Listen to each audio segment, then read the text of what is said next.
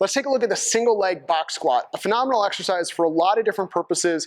It'll train strength into the quad, it'll train stability across the torso, the hip, the hamstring, the foot, the ankle, everything. We're gonna start off with this body weight today, but I want you to know that you can load this, you can add weight to this as you go, but we're gonna have a caveat, we're gonna have a rule about when you're allowed to add weight. Hang out for that one for just a minute. So the single leg box squat is a really simple idea. Susan's got a box here. This is at 16 inches for her height and the length of her knees, the height of her knee rather off the floor. This is a pretty reasonable position for her to start with. Some of us might start higher, but it would be nice to work to lower. Working down to like a 12-inch box is a pretty reasonable place for us to go. Susan's gonna stand on one leg, other leg is out. You'll notice her hands are reaching forward. That's gonna help her with counterbalance. Butt goes back, she's gonna bend that knee deeply, touch her butt to the box and come back up. That's it. You'll notice that she's hinging forward, her chest is at about a 45-degree angle as she goes down. Totally fine, absolutely fine. Go ahead and come back up and rest for 1 second. One of the things to notice as Susan does this on side 2 and as you do this on your own is that we don't want to see the knee caving in. I'm okay if the knee is pointing towards the big toe or if it's pointing towards the pinky toe, that's all fine and good. But once your knee starts pointing like 30 degrees across your body, this is going to start loading the structures in a knee in a way that's not helpful.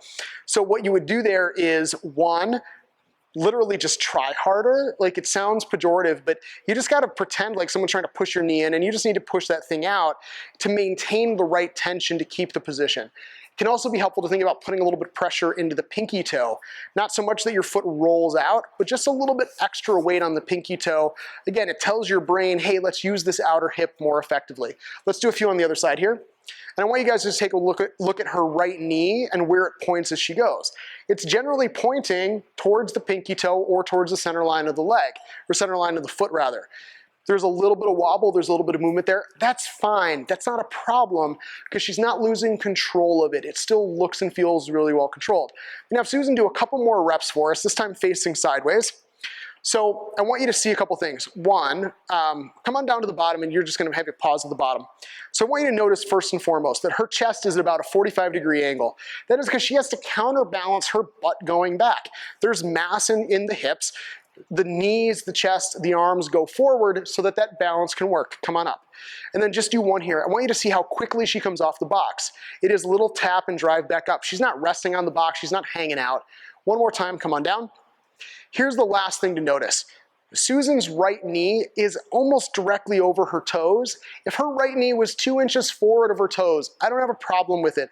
Your knee's not gonna blow up if it goes forward over the toes. In fact, knees and ankles on humans should be able to achieve this range of motion. If you can't or it doesn't feel good, that's worth dealing with. Come on up for me. And this time I want you to pretend like there's a force field in front of your right knee and don't let your knee move forward. Well, if she does that, she just fell onto the box. There was no control there, and you saw how controlled she's been through the other 10 reps or so. And it was all because of this makeshift idea that your knee shouldn't go forward.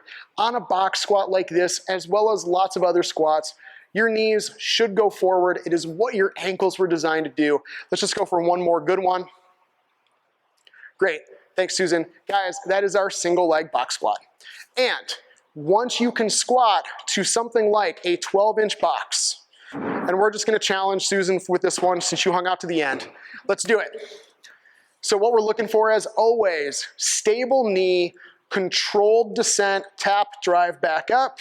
Oof. She's got it. With that depth, her hip is going below the height of her knee.